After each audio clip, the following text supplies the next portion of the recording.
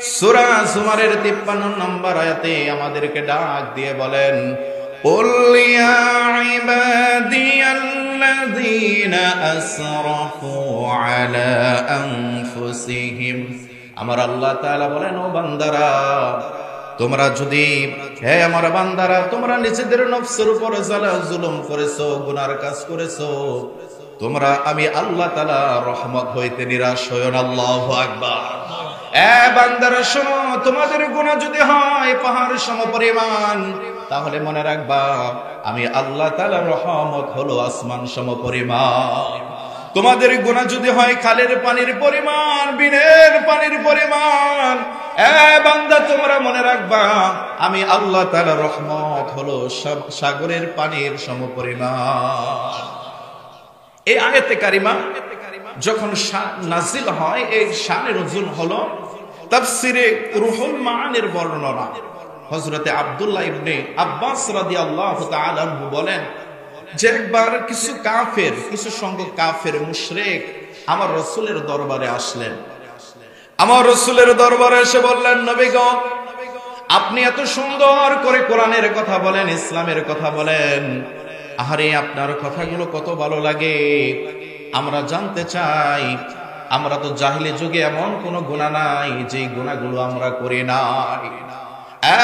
আল্লাহর রাসূল, আল্লাহর নবী গো, আমি আপনার কাছে জানতে চাই, আমরা যদি এই মুহূর্তে আপনার হাতে হাত রেখে কালেমা পড়ে মুসলমান হয়ে যাই গো নবী, তাহলে আমাদের অতীত জীবনের গুনাহের কি হবে?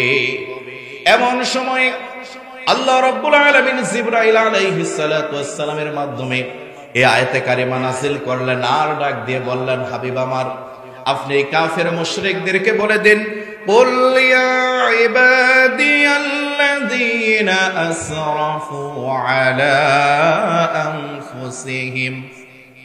এ বান্দা শোনো, তোমরা যারা জুলুম করেছো, গুনার কাজ করেছো, তোমরা যদি আল্লাহ তাআলার নিকট খালিস নিয়তে তওবা করো, তোমরা যদি আমার রাসূলের হাতে হাত রেখে মুসলমান হয়ে যাও, আল্লাহ তাআলা তোমাদের অতীত জীবনের সমস্ত গুনাহগুলো মাফ করে দিবে।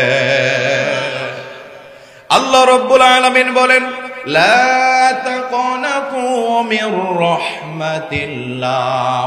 ও বান্দা, তোমরা আমি আল্লাহ তাআলার রহমত হইতে নিরাশ হইও না, কারণ আমি আল্লাহ তাআলার কাছে যদি খালিস নিয়তে গুনার জন্য তওবা করো, তোমাদের তওবা করতে দেরি হবে, কিন্তু আমি আল্লাহ তাআলা আমার মাফ করতে দেরি হবে না। এজন্য আল্লাহ রাব্বুল আলামিন সূরা তাহরিমের 8 নম্বর আয়াতে আমাদেরকে জানিয়ে দিচ্ছেন, আল্লাহ তাআলা বলেন, ইয়া আইয়ুহাল্লাযীনা আমানু তুবু ইলাল্লাহি তাওবাতান নাসুহা। আল্লাহ তাআলা বলেন, ও ঈমানদারগণ, তোমরা যারা নিজেদেরকে ঈমানদার দাবি করো, তোমরা যারা নিজেদেরকে মুত্তাকি দাবি করো, শোনো, তোমরা আমি আল্লাহ তাআলার কাছে তওবা করো। কেমন তওবা? তাওবায়ে নাসুহা, একনিষ্ঠভাবে তওবা করো। আমার রাসূল বলেন, শয়তান আল্লাহ তাআলাকে ডাক দিয়ে বললেন, ও আল্লাহ, আপনার ইজ্জতের কসম, আপনার বরত্বের কসম, আদমের কারণে আমি দুনিয়াতে অভিশপ্ত অবস্থায় এসেছি গো আল্লাহ। ও আল্লাহ, আপনার নামের কসম করে বলছি, আপনার বান্দাদের জীবনের শুরু থেকে মরণ পর্যন্ত তাদেরকে ধোঁকা দেব, তাদেরকে ধোঁকা দিয়ে বোকা বানাইয়া আমার সাথে করে আপনার জাহান্নামে নিয়ে যাব। বলেন নাউযুবিল্লাহ। শয়তান আমাদের ধোঁকা দেয় কি দেয় না? কথা বলেন, ধোঁকা দেয় কি দেয় না? আমার আল্লাহ রাব্বুল আলামিন বললেন, রে শয়তান, আমার নামের কসম খাইনি, আমি আল্লাহ তাআলা বললাম, আমার ইজ্জতের কসম, আমার বরত্বের কসম, আমার মহত্বের কসম, আমার বান্দাদেরকে জীবনের শুরু থেকে শেষ পর্যন্ত ধোঁকা দিবি। আমার বান্দারা গুনাহ করবে, কিন্তু আমার বান্দা যদি চোখের পানি ছেড়ে দিয়ে আমি আল্লাহ তাআলার কাছে একনিষ্ঠভাবে তওবা করে, তাওবায়ে নাসুহা করে, বান্দা যদি চোখ দিয়ে এক ফোঁটা পানি ছেড়ে দেয়, আমি আল্লাহ তাআলা মুহূর্তের ভিতরে আমার বান্দার তামাম জিন্দেগীর গুনাহগুলো মাফ করে দেব। আল্লাহু আকবার। এজন্য তওবা করতে হবে কার কাছে? আবার রাসূল বলেন, বুখারীর বর্ণনা, عن أبي هريرة رضي الله تعالى عنه قال سمعت رسول الله صلى الله عليه وسلم والله إني لأستغفر الله وأتوب إليه في اليوم أكثر من 70 مرة আমার রাসূল বলেন আল্লাহর কসম করে বলছি আমি নবী আমার কোনো গুনাহ নাই আমার রাসূলের কোনো গুনাহ আছে কথা বলেন কোনো গুনাহ আছে আহলে সুন্নাহ ওয়াল জামাতের আকীদা হলো সমস্ত নবী এবং রাসূল নিষ্পাপ মাসুম আমার রাসূল বলেন আমার কোনো গুনাহ নাই তারপরেও আমি প্রতিদিন আল্লাহ তাআলার কাছে 70 বারেরও বেশি তওবা করি আল্লাহু আকবার আমার রাসূল বলেন তিরমিজি শরীফের বর্ণনা আনাস রাদিয়াল্লাহু তাআলা আনহু قال قال رسول الله صلى الله عليه وسلم কুল্লু ইবনে আদম খাত্তাউন প্রত্যেকটা আদম সন্তান গুনাহগার তবে সবচাইতে উত্তম ওই ব্যক্তি যে গুনাহ করার সাথে সাথে আল্লাহর কাছে তওবা করে আল্লাহু আকবার এজন্য আমরা সব সময় আল্লাহ তাআলার কাছে তওবা করব আতাইবু মিনাল যামবি কামান লা যামবা লাহু আমার রাসূল বলেন তওবাকারী হলো ওই ব্যক্তির ন্যায় যার আমলনামায় কোনো গুনাহ নাই এই জন্য আমার রাসূল প্রত্যেক নামাজের পরে আমাদেরকে শিক্ষা দিয়েছেন আমার রাসূল ফরজ নামাজের পরে একবার পড়তেন আল্লাহু আকবার একবার কি পড়তেন আল্লাহু আকবার তিনবার পড়তেন আমার রাসূল আস্তাগফিরুল্লাহ একটু বলেন না আস্তাগফিরুল্লাহ আর একটু মহব্বত নিয়ে পড়েন আস্তাগফিরুল্লাহ আস্তাগফিরুল্লাহ এটা হলো সবচাইতে ছোট তওবা এই তওবা যদি আমরা করি আমাদের সমস্ত দোয়াগুলো কবুল করে নেবেন একজন তিনি কে আমাদের চারজন ইমাম ইমাম আবু হানিফা রাহমাতুল্লাহ আলাইহি ইমাম শাফি রাহমাতুল্লাহ আলাইহি ইমাম আহমদ ইবনে হাম্বল রাহমাতুল্লাহ আলাইহি ইমাম মালিক রাহমাতুল্লাহ আলাইহি এই চারজন ইমাম ছিলেন জামানার সবচাইতে বড় আলেম কথা বলেন ঠিক কিনা ইমাম আহমদ ইবনে হাম্বল রাহমাতুল্লাহ আলাইহি ওনার জীবনের ভিতরে পাওয়া যায় উনি যখন একদম বার্ধক্য অবস্থায় হয়ে গেছেন সফরে বের হয়েছেন এই শীতের ভিতরে রাত্রি বেলায় সফরে বের হয়েছেন যাইতে যাইতে একটা মসজিদে তিনি মাগরিবের নামাজ আদায় করলেন মাগরিবের সালাত আদায়ের পরে ওই মসজিদে অবস্থান করলেন ওই মসজিদে এশার নামাজ পড়লেন চিন্তা করলেন আমি একজন বৃদ্ধা মানুষ আমি রাত্রি বেলা কোথায় যাব তার চাইতে বরং এই মসজিদের ভিতরে রাত্রিটা কাটাইয়া দেই এই নিয়ত করে যখন মসজিদের ভিতরে বিছানা পেরে তিনি শুয়ে শুয়ে হাদিস পড়ছেন এমন সময় মসজিদের খাদেম এসে বললেন আপনার মসজিদে থাকার অনুমতি নাই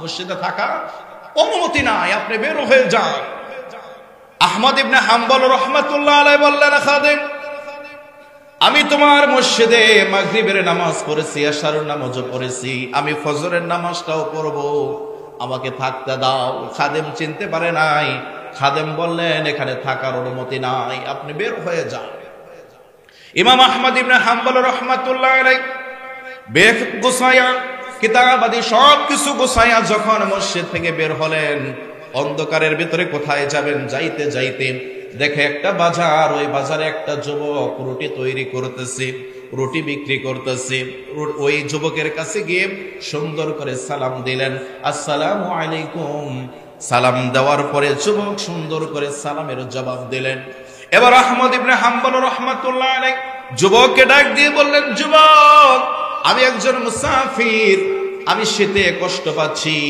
আমি যদি তোমার চুলার পাশে বসে একটু আগুন পোহাই তোমার কি কোনো কষ্ট হবে যুবক মুস্কি হাসি দিয়ে বলে আপনার যতক্ষণ মনে চায় আমার চুলার পাশে আপনি বসে থাকেন ইমাম আহমদ ইবনে হাম্বল রাহমাতুল্লাহ আলাইহি ওই চুলার আগুনের পাশে বসে রয়েছেন আর খেয়াল করলেন ওই যুবক যখন রুটি তৈরি করে তখন পরে আস্তাগফিরুল্লাহ যখন ওই যুবক রুটি তৈরি করে চুলার উপরে রাখে তখন পরে আস্তাগফিরুল্লাহ আবার যখন চুলা থেকে রুটিটা নামায় তখন পরে আস্তাগফিরুল্লাহ ওই যুবক যখন রুটি বিক্রি করে তখন পরে আস্তাগফিরুল্লাহ টাকা নিয়ে যখন ক্যাশ বক্সে রাখে তখন পরে কি কথা বলেন তখন পরে কি ইমাম আহমদ ইবনে হাম্বল রাহমাতুল্লাহ আলাইহি তাকায়া বলে যুবক আমি খেয়াল করতেছি তুমি সব সময় আস্তাগফিরুল্লাহ পড়ো কারণ কি ওই যুবক ডাক দিয়ে বললেন ও হুজুর